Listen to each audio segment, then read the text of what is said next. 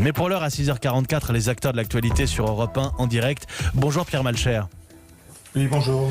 Vous êtes médecin pour MSF, vous coordonnez le service des urgences de l'hôpital de Bellvitge à Barcelone, un des 5 premiers d'Espagne. L'Espagne, où le déconfinement a connu une nouvelle étape majeure ce week-end après 7 semaines de confinement très strict, plus strict qu'en France, il faut s'en rendre compte. D'abord, comment est-ce que ça s'est passé déjà ? Est-ce que tout le monde est sorti ce week-end ? Beaucoup de gens sont sortis ce week-end. Après tant de semaines de confinement tellement strict, oui, il y a eu beaucoup de gens sur les plages et dans les rues, oui. Est-ce que ça vous inquiète ? Est-ce que vous craignez un relâchement aujourd'hui ? Oui, tout à fait. Oui, je pense que les gens sortent massivement après ces semaines de confinement. Et je pense que c'est assez inquiétant pour les prochaines semaines. Ça vous inquiète pour les prochaines semaines, j'imagine, de voir ces gens dans la rue et sur les plages. Alors des chiffres plutôt encourageants toutefois, 164 morts dénombrés hier. On n'avait pas connu un niveau si bas depuis le 18 mars. Quelle est la situation ce lundi matin dans les hôpitaux espagnols à Barcelone, chez vous ? Alors, la situation dans les hôpitaux s'est améliorée énormément ces dernières semaines, c'est évident. Mais on n'a pas encore récupéré notre capacité totale et la situation reste difficile, surtout pour les patients en réanimation, en soins intensifs. Donc c'est quand même pas encore si facile. Même si ça va mieux, la situation reste difficile aujourd'hui. Vous dites qu'on n'a pas encore retrouvé les capacités des hôpitaux espagnols. Il faut dire que vous êtes certainement sonné par cette vague qui est passée sur l'Espagne, le choc que vous avez connu. Comment le qualifier ? Oui, d'abord on est sonné, ça c'est probablement vrai. Autant au niveau physique qu'au niveau psychologique, je pense que ça a été des semaines très difficiles, mais aussi à un niveau plus pratique. C'est vrai nous sommes par exemple au niveau des lits de soins critiques, des lits de réanimation, on est encore bien au-delà des 100% d'occupation de nos capacités habituelles. Donc je pense qu'on n'a pas encore tout à fait récupéré un système sanitaire normal. Je disais en vous présentant que vous êtes médecin pour MSF.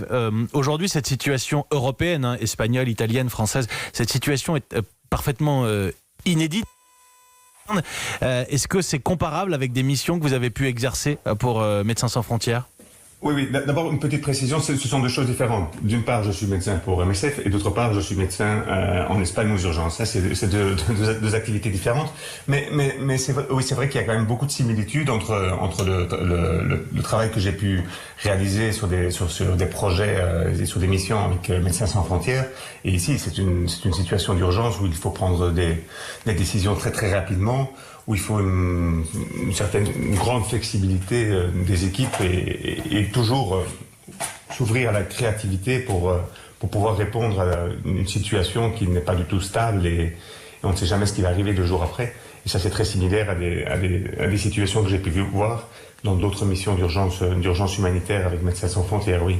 Lesquelles, par exemple ? Si on parle d'un ouragan, d'un tremblement de terre, c'est vrai que c'est toutes des situations d'arrivée d'un nombre très important de plans de catastrophe, d'arrivée d'un nombre très important de victimes. Alors que ce soit victime d'une catastrophe naturelle ou victime d'une épidémie, en fin de compte, c'est quand même plus ou moins la même chose, sauf que dans le cas d'épidémie, ça dure beaucoup plus de jours que si c'est une catastrophe naturelle ponctuelle. L'effort est prolongé, mais je note la comparaison avec une catastrophe naturelle. Aujourd'hui, ça va mieux. Ce lundi, les commerces qui reçoivent des clients en Espagne pourront le faire par rendez-vous. Le masque devient obligatoire dans les transports en commun. Et puis, petit à petit, on va déconfiner jusqu'à une rouverture des commerces, par exemple, le lundi prochain. Il y a la crainte d'une seconde vague maintenant, chez vous, à l'hôpital. C'est quelque chose que vous redoutez ?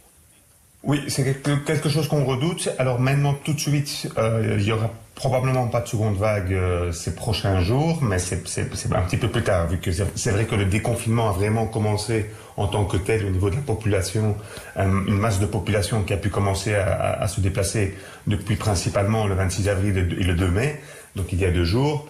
Et donc il faut attendre un peu l'effet négatif, entre guillemets, de ce déconfinement. Et il aurait fallu confiner plus longtemps pour vous ? Peut-être différemment, plus que plus longtemps. Je pense qu'un confinement aussi strict n'est pas fait pour tenir dans la durée.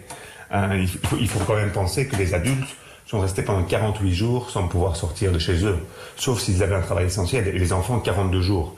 Donc sans pouvoir sortir, sans pouvoir se promener, sans pouvoir faire du sport. Et ça, évidemment, il fallait commencer à repenser ce confinement. Je pense qu'il faut le faire de manière très progressive. Et donc on a décidé de déconfiner, et évidemment il faut commencer à déconfiner, il faut le faire de manière très progressive. Et je ne sais pas si c'est si progressif que ça. Alors aujourd'hui en Espagne, le déconfinement et le passage d'une phase à une autre du déconfinement se fera province par province. Il sera déterminé en fonction du nombre de lits disponibles en réanimation. Je parle sous votre contrôle. Je réfléchis à quel regard on peut porter sur la France par rapport à la situation espagnole. En Espagne, on déconfine par âge et par tranche horaire. Oui, on déconfine par âge et par tranche horaire, et c'est en tout cas ce qu'on fait depuis le 2 mai. Je pense que c'est une bonne idée pour protéger les Ça veut dire que les adultes, par exemple, peuvent sortir de 6h à 10h du matin et puis de nouveau après 20h. La rue est réservée aux plus de 70 ans de 10h à midi, puis le reste de la journée, c'est les enfants, c'est ça ? Oui, tout à fait. Et c'est une fois par jour pendant 1 heure. Et je pense que c'est une bonne manière d'étaler les sorties et la population durant la journée. Donc ça, je pense que c'est une assez bonne idée. Et le déconfinement par région, par communauté, je pense que c'est aussi une idée qui est très bonne si on le fait vraiment. Pour terminer, docteur, il y a une critique que vous émettez sur la méthodologie, sur le baromètre, si j'ose dire, et la manière que nous avons de regarder les chiffres au quotidien. Pour vous, ce n'est pas le bon indicateur. Oui, moi je mets en doute la fiabilité et en tout cas l'utilité des chiffres présentés par le gouvernement, les gouvernements et par les médias, que ce soit quand on parle du nombre de nouveaux cas, le nombre de décès, le nombre de patients guéris. Étant donné la situation complexe actuelle, ces chiffres nous renseignent très peu. En fait, les médias reportent des fluctuations, par exemple, du nombre de nouveaux cas, qui ne représentent pas l'évolution de l'épidémie, parce que ces chiffres dépendent plus du nombre de tests réalisés, de l'approvisionnement du pays ou de la région en tests, et pas forcément de la tendance de l'épidémie. Donc on a vraiment vu ici en Espagne qu'il y a des moments où l'épidémie allait beaucoup mieux, et les meilleurs baromètres, ce sont justement les hôpitaux, et on voyait que le nombre de nouveaux cas n'arrêtait pas d'augmenter. Et ça ne représente absolument pas la situation de l'épidémie, parce que c'est biaisé par beaucoup d'autres facteurs. Et je pense que c'est un problème de santé publique très important, parce qu'alarmer inutilement la population fait que les patients non Covid continuent à ne pas venir à l'hôpital. Et ça, c'est un problème de santé publique qui me préoccupe énormément. Et en plus, ça n'aide pas la population à comprendre les bienfaits d'un confinement bien respecté ou pas. Merci. Ou qu'on ne se confine pas, le nombre de cas augmente, diminue. Donc je pense que c'est une réflexion en tout cas pour la suite et oui. Ce qui concerne l'Espagne concerne évidemment le reste de l'Europe. Merci Pierre Malcher, médecin pour Médecins sans frontières, coordinateur du service des urgences de l'hôpital de Bellvitge à Barcelone. C'est l'un des 5 premiers d'Espagne. Merci d'avoir pris quelques minutes pour les auditeurs d'Europe 1 ce matin ici en France, quelques minutes pour comprendre le déconfinement espagnol. Nous étions aussi dans le journal de 6h30 en Italie à l'heure où l'on parle de déconfinement progressif en France. Regardez ce qui se passe un peu chez nos voisins. C'est ce qu'on va faire dans un instant aussi, avec la revue de presse internationale, bien sûr.